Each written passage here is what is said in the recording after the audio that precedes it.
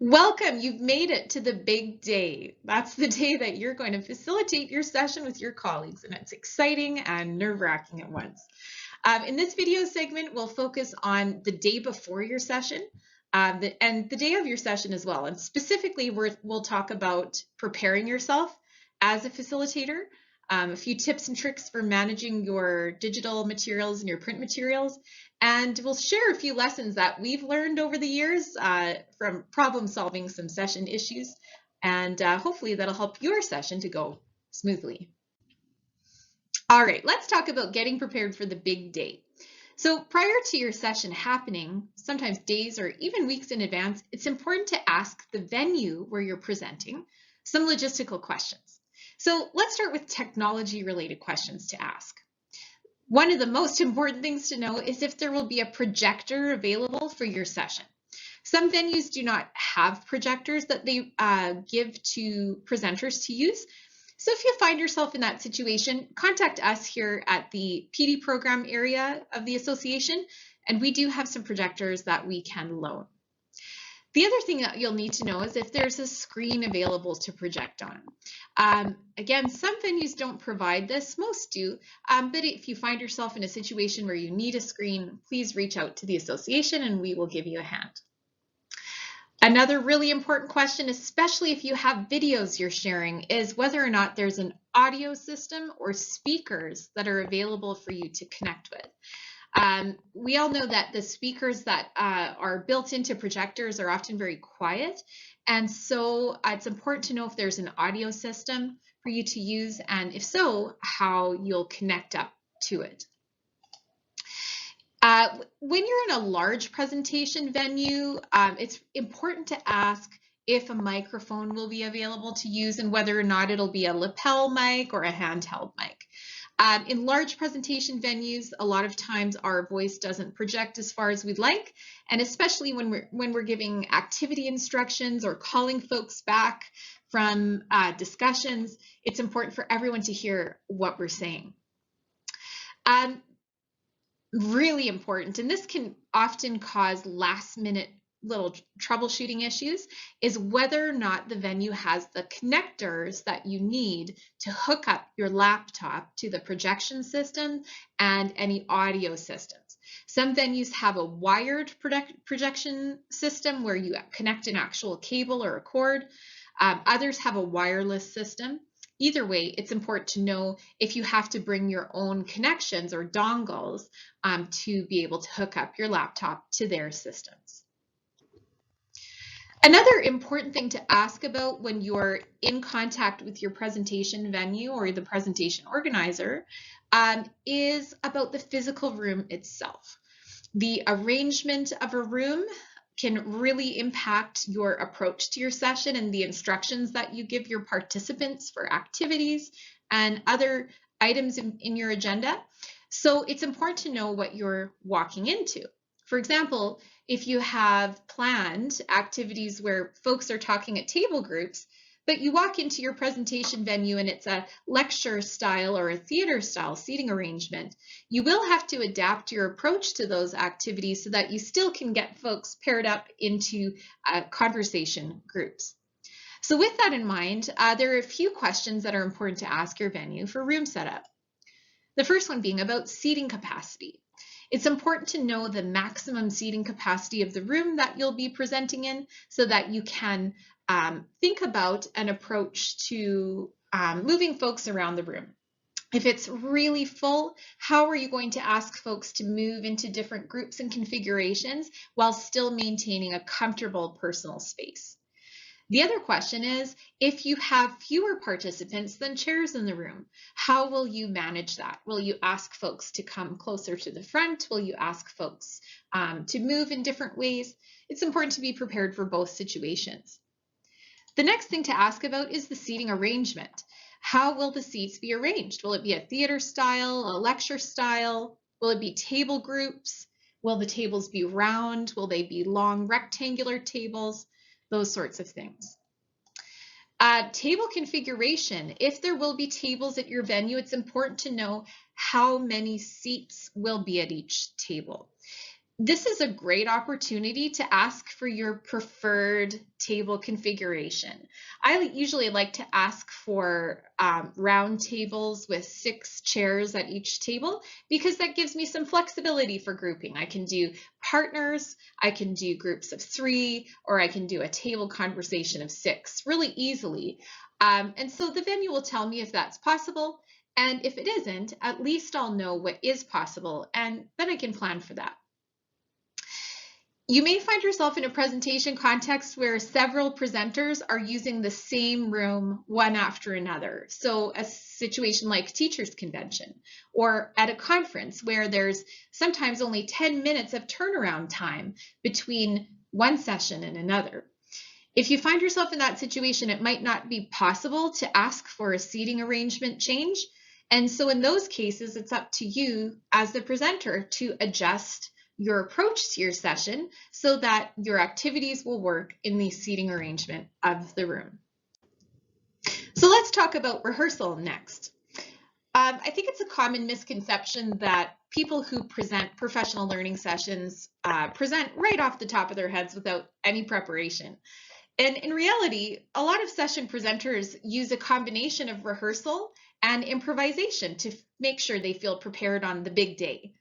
So one of the most important things you can do to prepare yourself to present is to rehearse. So a day or two before your presentation, take some time to talk through your notes as though you're speaking to a group of participants. Practice talking through things like key points in your presentation. If there's research you need to make sure that you get right, practicing those. If you have points that are integral to the message of your session, that you need to be clear, concise, and confident in your delivery, rehearse those points. Another important thing to rehearse is instructions. We know that giving instructions to groups needs to be a clear and concise process that is easily actionable by the folks in the room. So practice giving instructions for the activities that you've planned. The other thing to do is to practice calling folks back to the whole group after their activity is done. This can sometimes be one of the more awkward parts of presenting. So if you've practiced some language to get folks' attention and bring them back to the whole group after a very exciting and loud activity, it helps to feel prepared with some language.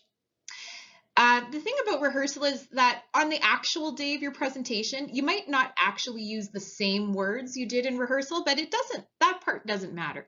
What matters is the practice. What matters is that rehearsal makes us feel confident in ourselves, that on the big day, even if we're feeling a little bit of the anxiety bubbling up, that we are going to get those integral parts of our presentation nailed. Now, the other thing that I've noticed is that rehearsing can feel quite awkward sometimes. If let's say you're sitting in your den, all by yourself, and you start talking as though you're speaking to a room of people. It feels awkward. And so my advice would be to just keep on keeping on. Usually what we do when we get started is we have that initial feeling of awkwardness, and we'll get into a flow, and you'll be able to get your rehearsal done and over with. A couple of cautions about rehearsal. It's really important to strike a balance. We want to avoid under-rehearsing our presentation, and we also want to avoid over-rehearsing, where it feels like we're reading a script or we're standing in front of folks reading our speaker notes from a paper or reading off of a PowerPoint slide. We want to avoid that. So striking a balance between under-rehearsal and over-rehearsal is an important part of your process. Another thing that we need to rehearse in advance prior to the big day is the technology that we've included in our presentation. If you're planning to use interactive slides, any sort of technology tools, or anything else in your presentation, even if you have animations included in your PowerPoint or Google slide deck, for example, it's important to know that technology is going to work. And so we need to test the technology out well in advance of the big day. This is especially important if you're presenting a virtual session. If I'm presenting, like, say, through Zoom, I will always log into my Zoom account at least the night before, if not a couple of days before, to practice sharing my screen to make sure that all the tools that I intend to use, if I'm using Slido or Mentimeter or WooClap, to ensure that I'm able to do those fluidly in my virtual format. Same thing with in-person format. We don't want to lose precious session minutes fumbling with our technology. So doing a tech rehearsal is one of the key components of preparing yourself. The night before the session. Okay, I find that I lose sleep if I am not fully prepared the night before my session. The night before the session, I would highly, highly recommend taking the time to pack your bag, whatever you're planning to bring with you for the session, your speaker notes, any materials that you need for your grouping strategies, anything you're going to use for discussions you have planned, any handouts that you're planning to give your group, any books that you wanted to bring to show your participants.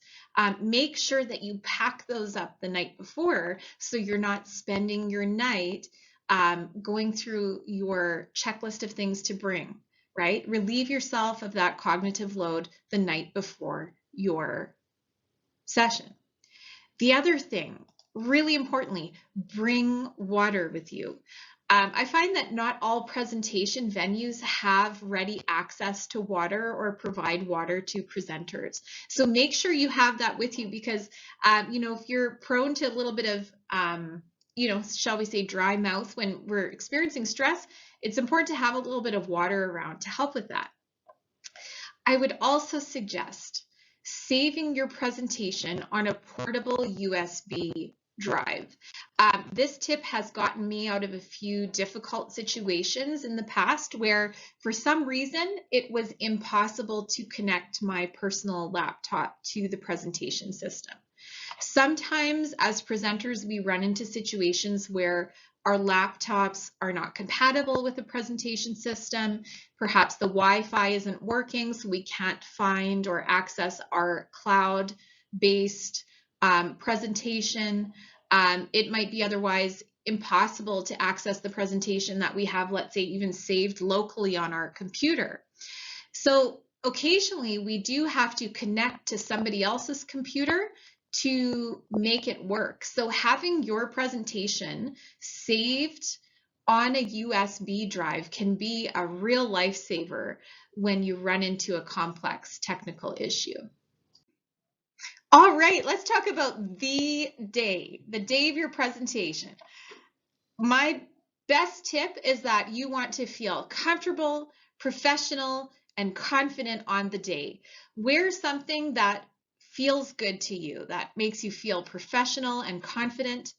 A presentation day is not the best day to break in a new pair of shoes, for example. You want to put yourself in a situation where your clothes and your shoes and your appearance is the last thing you're thinking about. You want to focus on your session.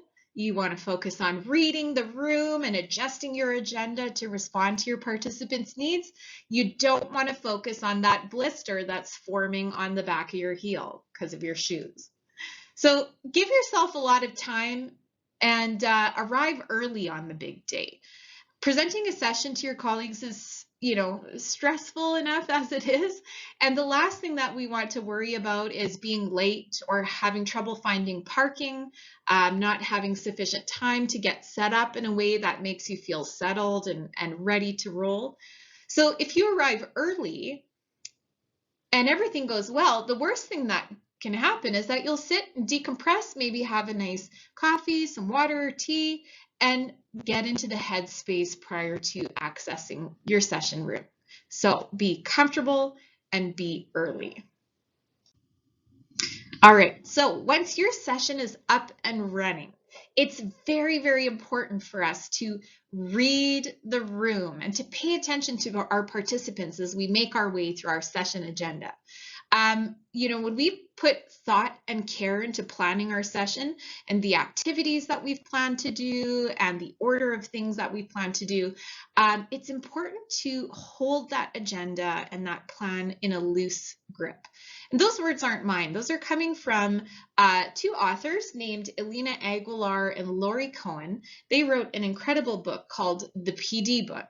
And they talk about the notion of adaptive facilitation, which means we have a clear agenda, we are well prepared and we are well planned, and we are ready to read the room and use our emotional intelligence to adapt our approach as we go. So remember, if you notice maybe your participants are really enjoying a topic of discussion, perhaps you want to give an extra minute for that. If you notice the energy of the room is starting to dip a little bit, maybe it's time to pause and ask folks to get up and find a discussion partner in a different part of the room and have a 1-minute standing conversation about a topic or a question you come up with, right? Hold your agenda loosely in your hands. Be ready to adapt your session based on how you read the room and what your participants need.